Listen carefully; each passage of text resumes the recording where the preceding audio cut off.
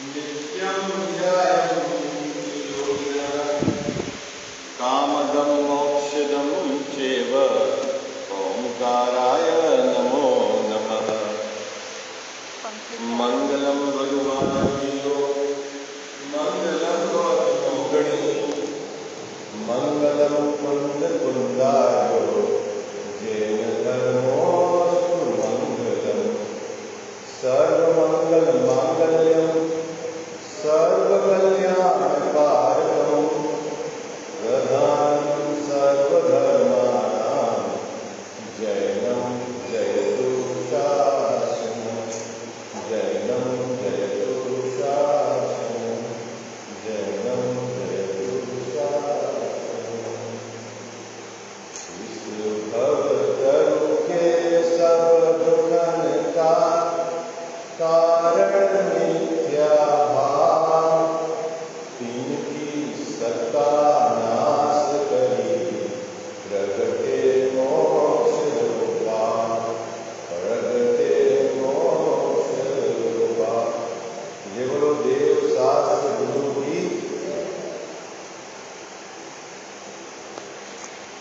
चौथा अधिकार मिथ्या ज्ञान के स्वरूप की चर्चा चल रही है।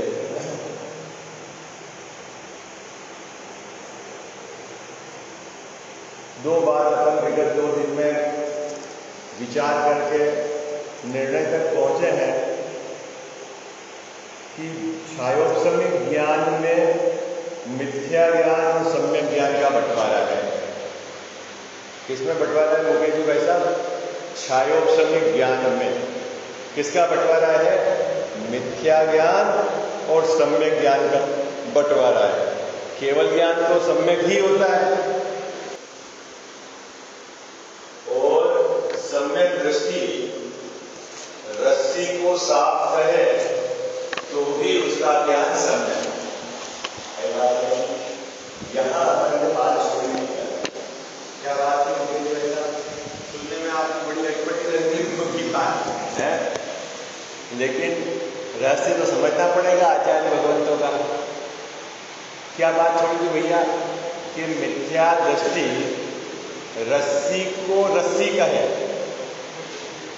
तो भी उसका ज्ञान मिथ्या ज्ञान, और सम्यक दृष्टि रस्सी को सांप कहे तो भी उसका ज्ञान सम्यक ज्ञान।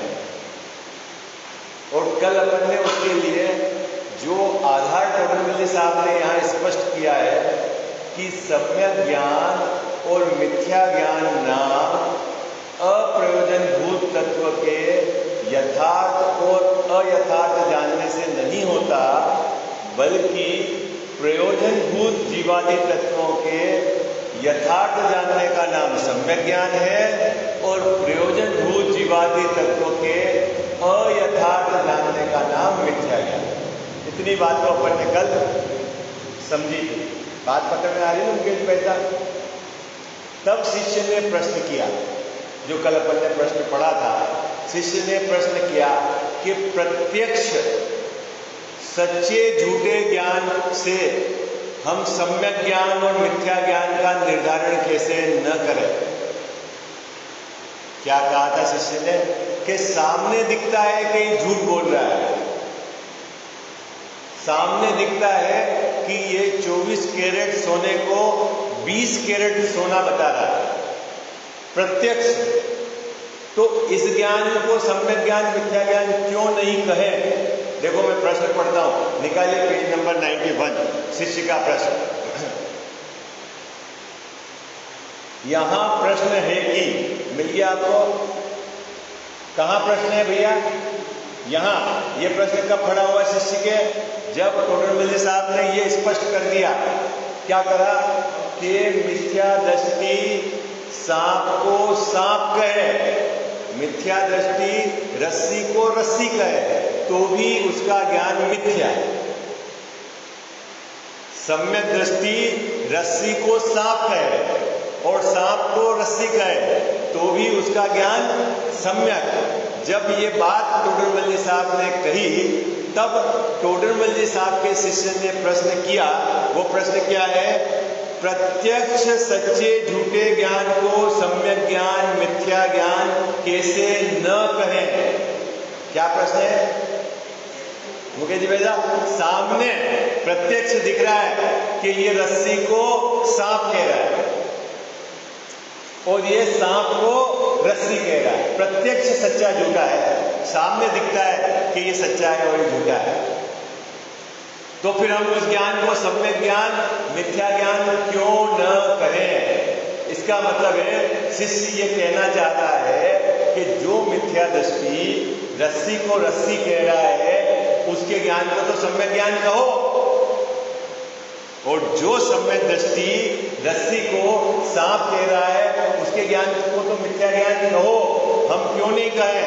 आधार क्या दे रहा है मुकेश भाई साहब? आधार क्या दे रहा है? प्रत्यक्ष सामने दिख रहा है झूठा है, कोई प्रमाण लाने की जरूरत नहीं है ना।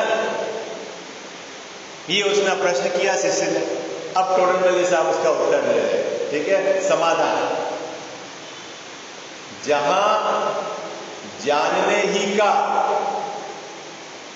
सच झूठ का निर्धार करने का, ये दोनों भैया पर्यायवाची शब्द है। जहां ये बड़ा आपको बड़ी लाइन दिखती है ना, बड़ी लाइन बीच में, इसका मतलब या ये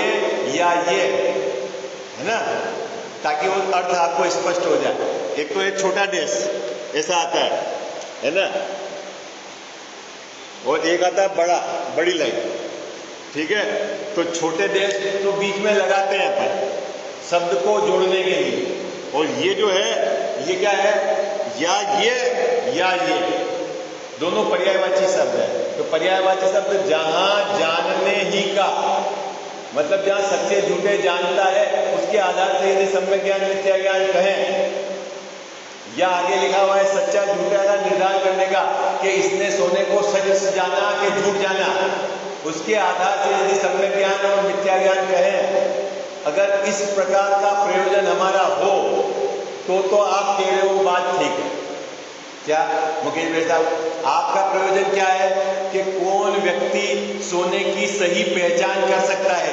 यदि आपका ये प्रयोजन है, क्या प्रयोजन है भैया? कौन सा व्यक्ति सोने की सही पहचान कर सकता है? जो सही पहचान करेगा उसका ज्ञान सच्चा, और जो गलत पहचान करेगा उसका ज्ञान झूठा। यदि इस प्रकार का प्रयोजन है तो फिर जिसने सच्चा जाना वो सम्यक ज्ञान, जिसने झूठा जाना वो मिथ्या ज्ञान, यदि प्रयोजन उस प्रकार का है। आएगा समझ? और हमारे यहाँ पर प्रयोजन क्या है? यहाँ क्या प्रयोजन है अपना? यहाँ प्रयोजन लिखा हुआ है ना, संसार और मोक्ष का कारण जो जाने। भैया बात पकड़ रहे हैं?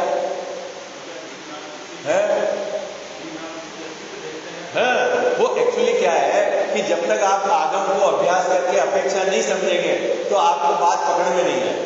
और अपेक्षा समझने के लिए मुकेश भाई साहब आपको शांति से बैठकर विचार कर समय देना पड़ेगा। सबसे बड़ी दिक्कत क्या है कि ये जीव धर्म बुद्धि है, आत्मकल्याण की भावना भी है इसके, वो धर्म करना भी चाहता है, लेकिन सबसे बड़ी बात है कि सबसे पहली जो भूमिका है धर्म करने की कि वस्तु स्वरूप का विचार आगम के आधार से आपको निर्णय करना है, वो नहीं करना चाहता। वो शॉर्टकट चाहता है। कोई बोले पूजा कर दो, कोई बोले दान दे दो, कोई बोले व्रत कर दो। जो जहां बहुत कठिनाई है वो काम करने को तैयार है, लेकिन जो सीधा काम है कि वस्तु स्वरूप का यथार्थ निर्णय करना आगम के आधार से, वो नहीं करना। इसमें क्या कठिनाई है बोलो मुकेश भाई? स्वाध्याय करने में क्या कठिनाई है बोला? दिन में 2-4 घंटा स्वाध्याय करने में क्या दिक्कत है? और उपवास करने में दिक्कत है? उपवास तो ठोक देगा ही, 2, 5, 10। अगर उनको कहे कि तू 4 घंटे विचार कर कि आचार्य भगवान ने, केवली भगवान ने क्या कहा है, ये नहीं होता मुझसे। इसका मतलब वो एक्चुअली बाबूजी ये प्रॉब्लम क्यों हुई? क्योंकि यह अनादि से अपने अनुसार जो जो क्रियाएं होती है उसको इसने धर्म माना। हर व्यक्ति की धर्म की अलग अलग परिभाषा है। किसी ने अभिषेक करने को धर्म माना, किसी ने गाय के चारे को डालने को धर्म मान लिया, किसी ने भूखे को भोजन कराने को धर्म मान लिया, किसी ने मंदिर बनाने को धर्म मान लिया, किसी ने तीर्थ यात्रा करने और कराने को धर्म मान लिया। यात्रा संग ले जाते हैं, वो आगे अपना एक काम हो। ये गड़बड़ी कहां से आई? ये गड़बड़ी उसकी व्यक्तिगत मान्यता है, उसने आगम से मिलान नहीं करा कि जो मैं मान रहा हूं, और अनादि से जो अपना जो मिथ्यात्व चल रहा है अग्रहित, वो इसी वजह से। हर जीव की अपनी परिभाषा है और इतना चिपका हुआ है उससे कि सही बात आगम सामने है और सुने तो भी वह स्वीकार नहीं करता, इतना जबरदस्त चिपका हुआ है उससे। उसको कहते हैं अभी आप जो भी है, जो भी, जैसे किसी ने पूजा में धर्म मान रखा है, किसी ने दान में धर्म मान रखा है, यदि उसको कहेंगे कि भाई दान की ये परिभाषा है, देखो आचार्य देव कहते हैं सबकी ये परिभाषा है, हाँ ठीक है, वो तो उसको क्या करता है, उसको तो वो उड़ा देता है हल्के में, विचार ही नहीं करना चाहता। और जो मैं अनादि से विपरीत मान रहा हूं उस मान्यता को वो सुरक्षित रखता है। इसको कहते हैं चित्त की कठोरता। अपन किसको बोलते हैं? मार्दव धर्म किसको बोलते हैं भैया? है चित्त की सरलता। किसको सरल चित्त कहेंगे? अपन किसको बोलते हैं? सरल स्वभाविक। मुकेश जी भाई किसको सरल स्वभाविक कहेंगे? जो ज्यादा हल्ला नहीं करता हो, जो डांट डोट नहीं करता हो, जो चुपचाप, उसी को सरल स्वभाविक कहेंगे। लेकिन आचार्य देव कहते हैं कि असली धर्म की पात्र जीव कौन है? जो चित्त में सरलता से सही चीज को स्वीकार करने की पात्रता रखता हो। कसाई बिल्कुल नहीं करेगा, लेकिन उसको कहोगे कि ये धर्म नहीं है तो वो मानेगा भी नहीं, तो वो सरल है कि कठोर है? हाँ, बात पकड़ में आ रही है आपको? हाँ मुकेश भाई साहब, कठोरता समझे आप यदि किसी को कह दो कि इस क्रिया में धर्म नहीं, तो वो मानेगा भी नहीं।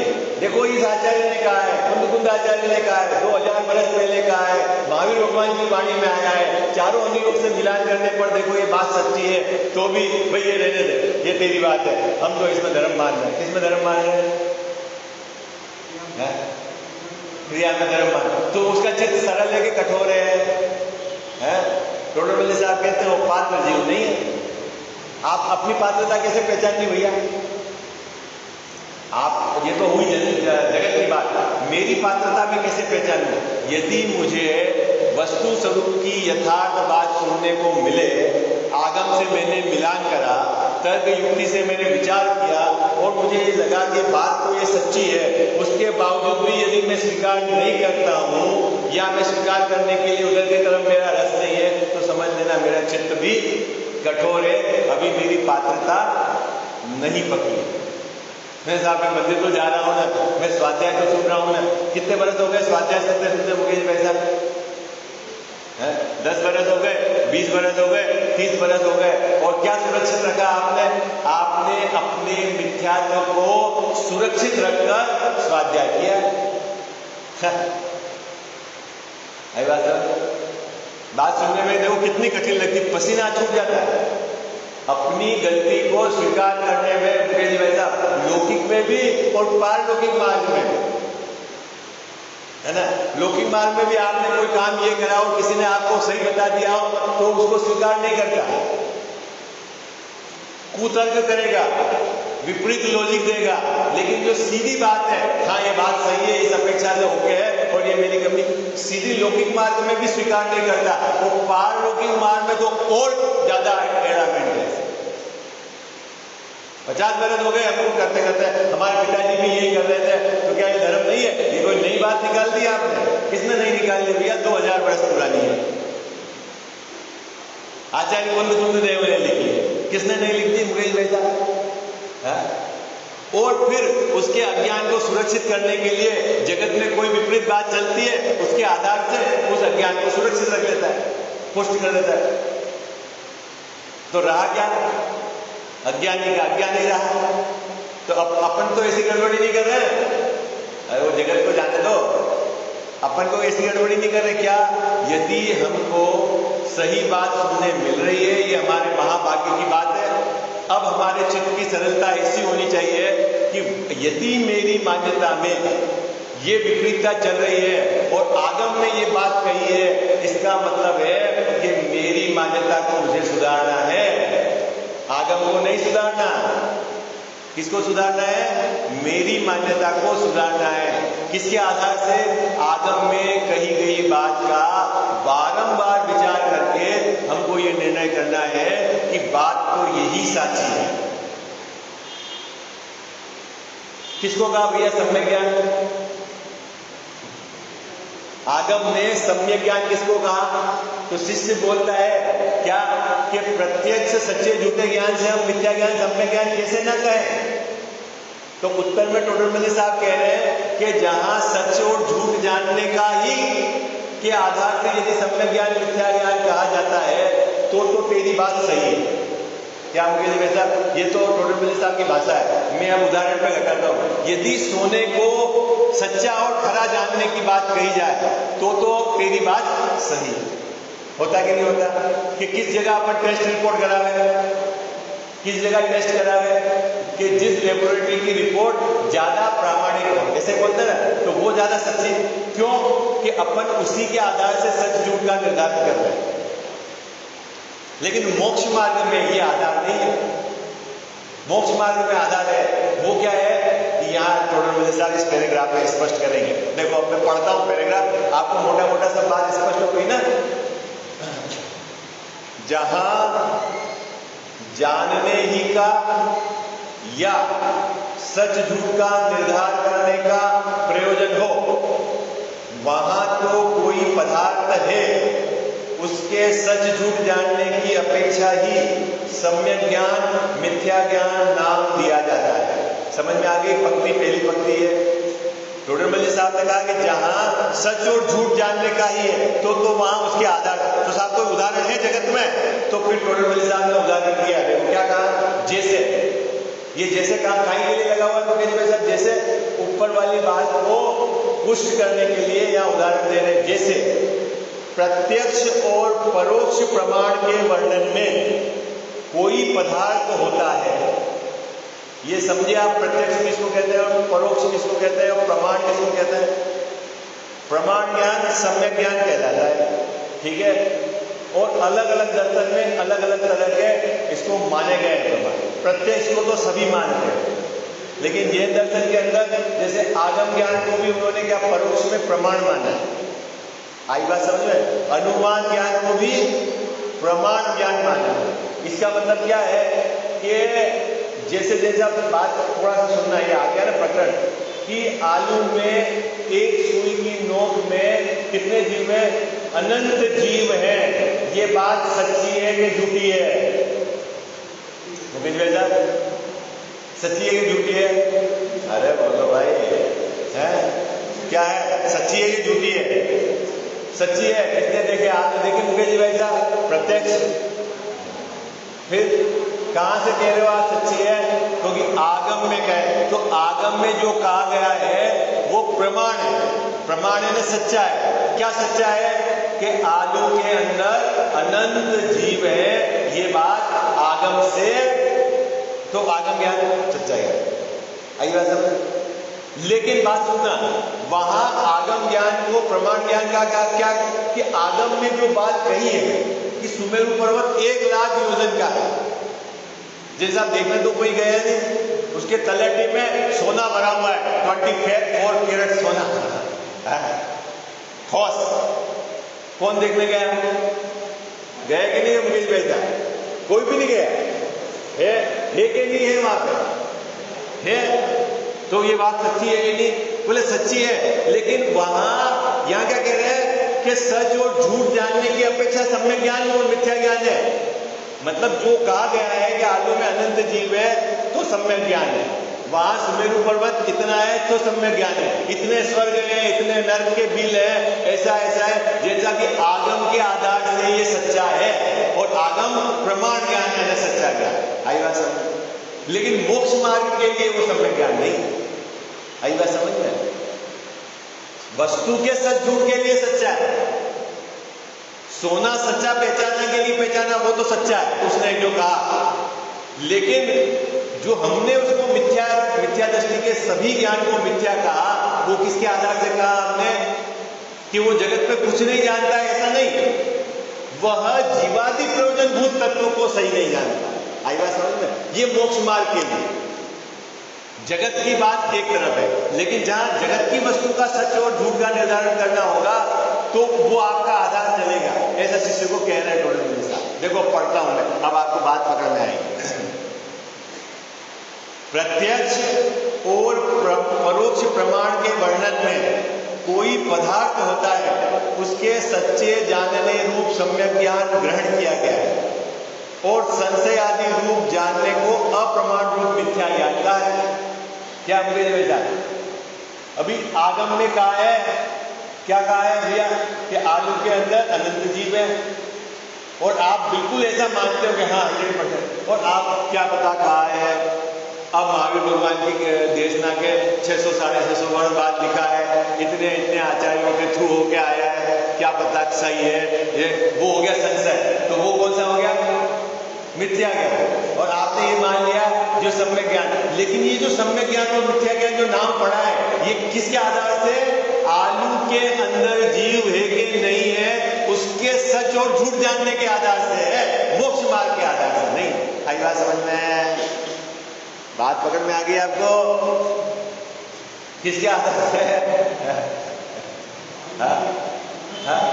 वो है आलू के उसमें, उसके आधार से तो है। अब आगे देखो पूरा पैराग्राफ पढ़ेंगे तब आपको बात पकड़ में आएगी। संशय आदि रूप जानने को अप्रमाण रूप मिथ्या ज्ञान का है।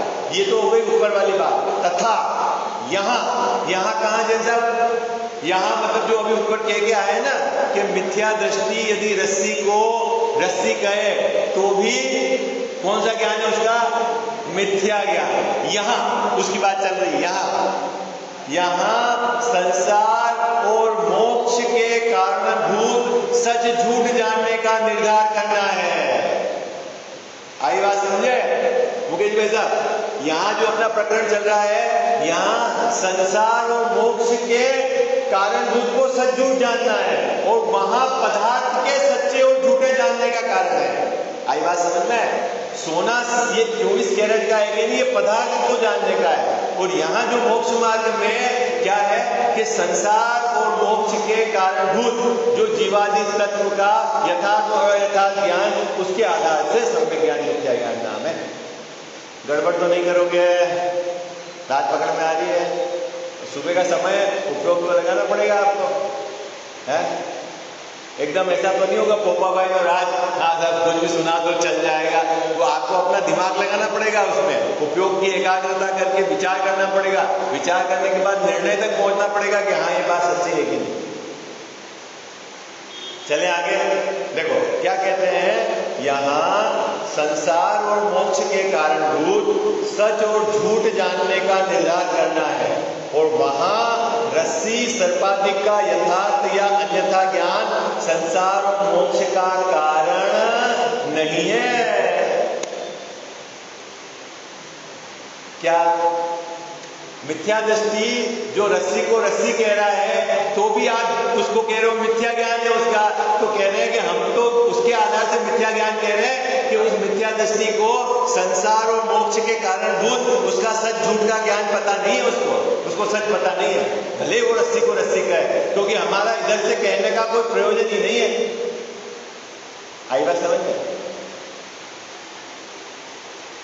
अभी भी गले नहीं उतरी आपके चेहरे से, आपको प्रसन्नता नहीं हो रही? बात समझ में आ रही कि नहीं आ रही? आप हाजी है ना जी? कुछ क्या जैसा क्या बात है? देखो एक बात मैं चित्र बना के बता,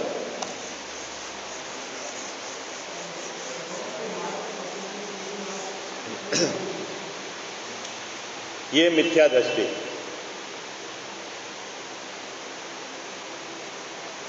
इसके ज्ञान को बंटवारा कर दिया है दो। एक तो है मोक्ष और संसार के कारणभूत सच और झूठ का निर्धारण,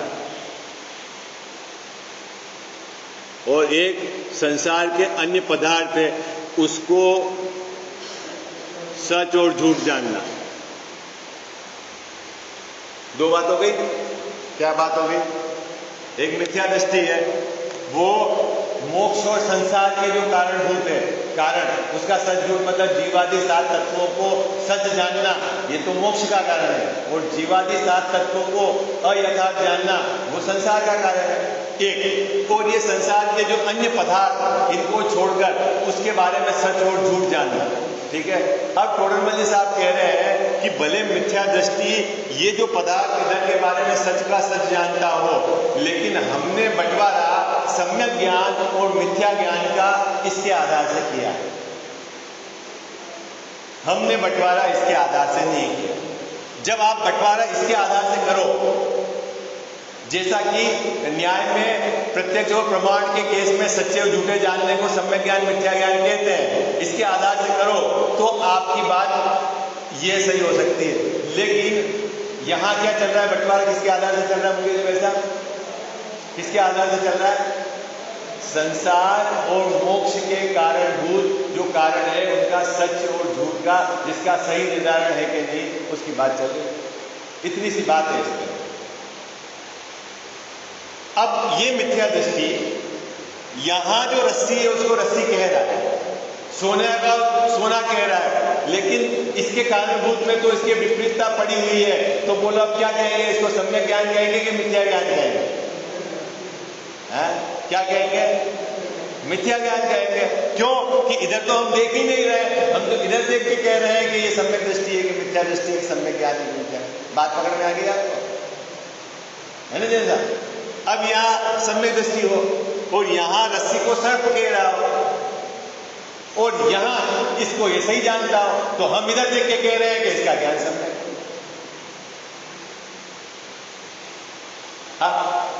मुझे जो है कि नहीं, मजेदार बात है।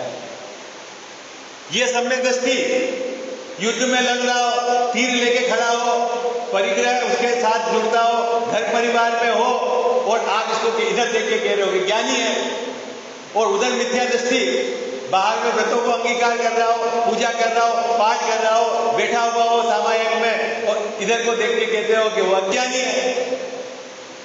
क्या दिक्कत है उसमें? अपन क्या मानते हैं? किधर से ज्ञानी अज्ञानी मानते हैं? अरे बोलो भाई, अपन किधर से ज्ञानी अज्ञानी मानते हैं? नहीं समझ में आई आपको? अभी जो भरत चक्रवर्ती है, ठीक है, वो कहां गए?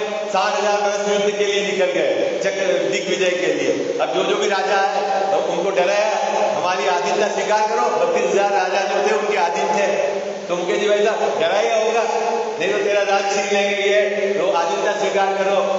अभी फिर आपसे पूछता हूं कि वो सम्यक दृष्टि के मिथ्या दृष्टि? सामने वाले को डरा रहे, मेरे आधीनता स्वीकार करो, बोलो मिथ्या दृष्टि की सम्यक दृष्टि? अरे शास्त्र में तो लिखा है कि वो तो क्षायिक सम्यक दृष्टि थे। क्षायिक समझा?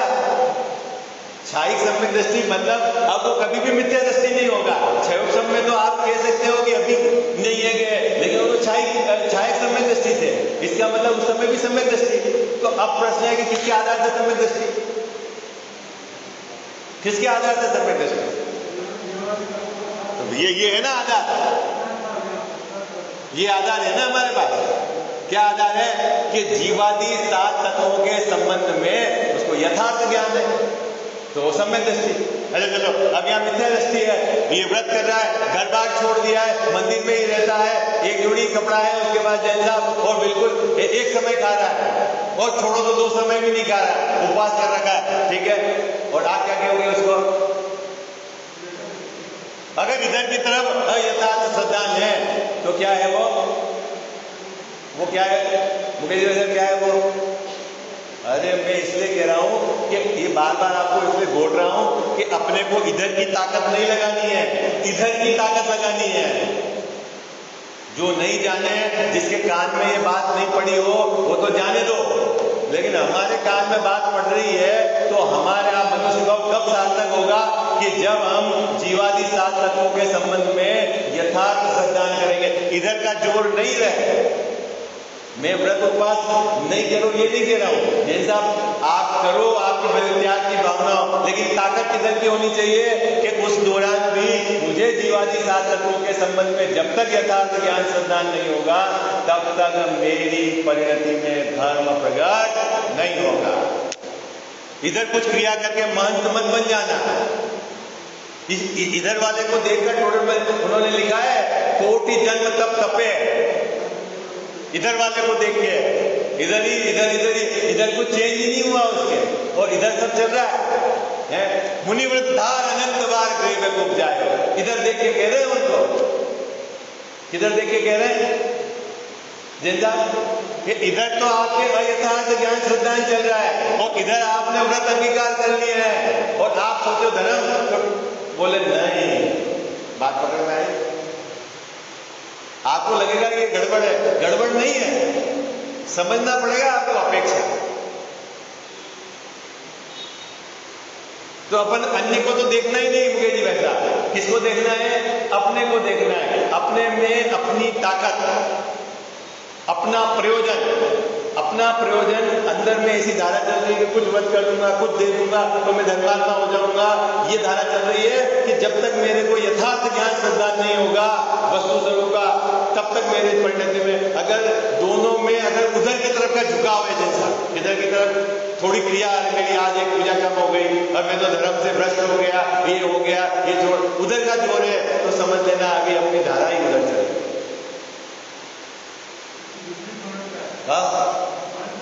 किससे भ्रष्ट हो जाएगा? जिंदा धर्म से भ्रष्ट हो जाएगा। आज तो 2 टाइम खा लिया, 3 टाइम खा लिया तो धर्म से भ्रष्ट। अरे भाई, पहले ये चीज नहीं समझेगा जब तक परिणति में धर्म प्रकट नहीं होगा। समझ में आ गई बात? सम्यक ज्ञान और मिथ्या ज्ञान नाम कहां से चलता है? रोडरमल्ली साहब कह रहे हैं, देखो कितनी सुंदर बात कह रहे हैं। जहां संसार और मोक्ष के कारणभूत, संसार का कारण क्या है कि जीवादि 7 तत्वों का अयथार्थ जानना, और मोक्ष का कारण क्या है कि जीवादि 7 तत्वों को यथार्थ जानना। इसके कारणभूत, इसके आधार से हमने सम्यक ज्ञान मिथ्या ज्ञान कहा है। इसीलिए उनकी अपेक्षा यहां सम्यक ज्ञान मिथ्या ज्ञान नहीं कहे, जानने की अपेक्षा सम्यक ज्ञान मिथ्या ज्ञान नहीं कहे। यहां तो प्रयोजनभूत जीवादि तत्वों के ही जानने की अपेक्षा सम्यक ज्ञान मिथ्या ज्ञान है। ठीक है मुकेश भाई साहब, सम्यक ज्ञान और मिथ्या ज्ञान किसके आधार से है? प्रयोजनभूत जीवादि 7 तत्वों के सच्चे जानने का नाम सम्यक ज्ञान, और जीवादि 7 तत्वों के अयथार्थ जानने का मिथ्या ज्ञान, उसी को कहा। ठीक है, चले आगे। अब यहाँ सिद्धांत घटाते हैं रोडरमल्ली साहब। देखो बहुत मजेदार सिद्धांत है, ये पढ़ना है। ज्ञानी के सब भाव ज्ञान के बने हुए हैं, ऐसा आपने पढ़ा होगा ना समय साथ। अज्ञानी के सभी भाव अज्ञानमय, अज्ञानी के पूजा करने के भाव भी अज्ञानमय। क्या ये आपने गाथा पढ़ी होगी ना समझदार में? मुकेश भाई साहब नहीं सुनी कभी आपने?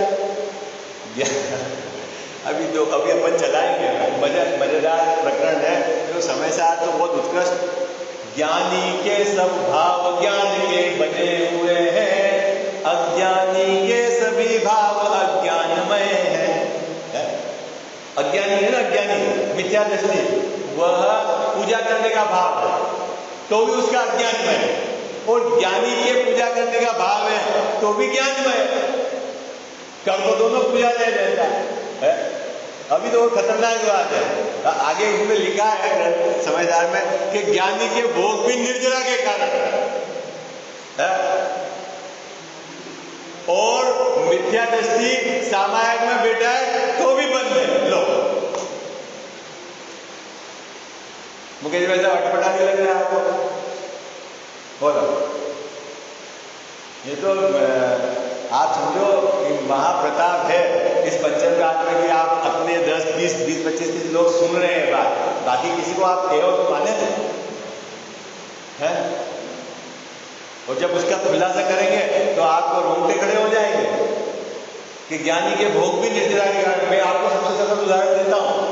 अभी मुनिराज जैसे एक तो है मिथ्या दृष्टि ग्रस्त, ठीक है, मिथ्या दृष्टि ग्रस्त जैसा, और मिथ्या दृष्टि के लिए मैं सम्यक दृष्टि की बात कर लेता हूँ। चलो मिथ्या दृष्टि में थोड़ा आपको सम्यक दृष्टि ग्रस्त है, भगवान की प्रतिमा के सामने, ठीक है, सामायिक के लिए बैठा हुआ है, और एक मुनिराज है जो 6ठे 7वें गुणस्थान में वो सोच के लिए गए हुए, ठीक है, अब दोनों किसके बंद कम हो रहा है, किसके निद्रा ज्यादा हो रहा है? हाँ, अरे बोलो भाई,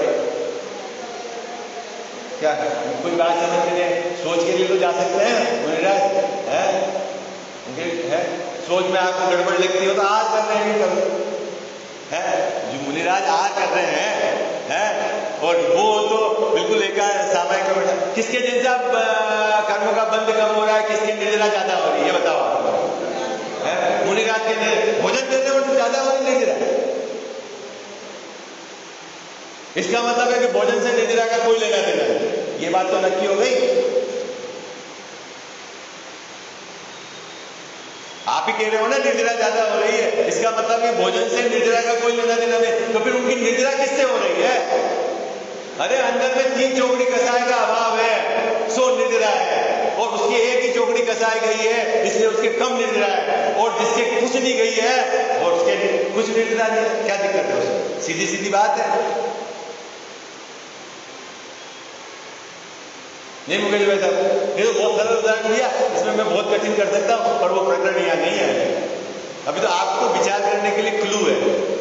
आप जो मानते हो ना वही आधा यहाँ घटाओ ना, कि आहार करते हुए मुनिराज, सोच करते हुए भी मुनिराज की निद्रा ज्यादा मान रहे हो, और जो सामायिक में बैठा हुआ ग्रस्त है उसकी निद्रा कम है। इसका मतलब है कि बाहर की क्रिया से कोई लेना देना नहीं। ओके, वो बात तो वो तो सब में घटेगी ना है? अब भले उपवास करा हुआ हो और जो 2 समय खाना खा रहा हो, लेकिन जो 2 समय खाना खा रहा है उसके अंदर से यदि कसाय का अभाव हुआ है तो उसके निद्रा है, और जो उपवास कर रहा है जिंदा और उसके अगर अंदर कसाय का सद्भाव है कोई निद्रा नहीं है। सीधा फार्मूला है, क्या दिक्कत है इसे? लेकिन मुकेश भाई साहब अनादि से ये हमारी मान्यता पड़ी हुई है कि भोजन को जिसने छोड़ा है वो धर्मात्मा, तो वो पसीना छुड़ा देता है अपने को, कैसे स्वीकार करें? मैं तो यही कर रहा हूं, धर्म के नाम पे भी तो यही कर रहा हूं मैं। नहीं बोलो, आप ईमानदारी से किसको बड़ा धर्मात्मा मानते हो जगत में? जैसा क्या देखते हो आप उसका? क्या देखते हो आप उसका? अरे ये तो शक्कर छोड़ दिया, इसने तो नमक छोड़ दिया, इसने तो घी छोड़ दिया, क्या छोड़ा?